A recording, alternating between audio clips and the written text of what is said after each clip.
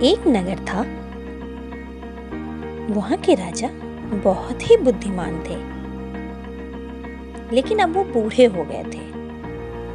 अब उनसे राजपाट संभाला नहीं जा रहा था। उनके 3 पुत्र थे।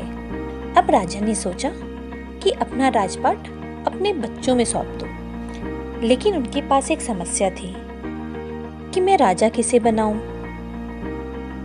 तो उन्होंने एक दिन अपने तीनों पुत्र को बुलाया, प्रत्येक को 1,000 स्वर्ण मुद्राएं देकर कहा, इनसे कोई ऐसी चीज लाना जिससे पूरा महल भर जाए। तीनों पुत्र मुद्राएं लेके चले गए। तीनों पुत्र बहुत सोचे कि ऐसा क्या किया जाए जिससे पिताजी महाराज मुझे बनाए। दूसरे दिन अब निर्णय की बारी थी। सबसे छोटे पुत्र ने महल को कूड़े करकट से भर दिया।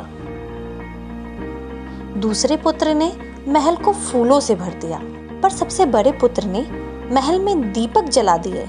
अब राजा को निर्णय करना था कि आखिर उत्तराधिकारी कौन बनेगा। राजा ने सोचा और अपना निर्णय सुनाया। जो कूड़ा करकट लेके आया था उसे भले बूढ़े के निर्णय की कोई समझ नहीं है। जो फूल लाया, महल उसके फूलों की सुगंध से भर गया, पर थोड़ी देर बाद वो मुरझाने लगे और सुगंध भी नहीं रही।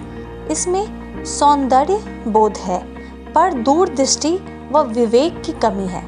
लेकिन जिसने महल में दीपक जलाए, उसकी रोशनी सिर्फ महल में ही नहीं, बाहर के लोगों को भी रास्ता दिखाती रही, जिससे उसकी दूरदृष्टि, विवेक और ज्ञान का परिचय भी दिया। बस अब राजा ने निर्णय ले लिया। जिसने दीपक जलाए, मतलब सबसे बड़े पुत्र, वही राजा के योग्य है। इस कहानी से हमें क्या शिक्षा मिलती है? इस कहानी से हमें ये समझ में आता है कि विवेक व ज्ञान के सही प्रयोग से हमेशा सफलता मिलती है।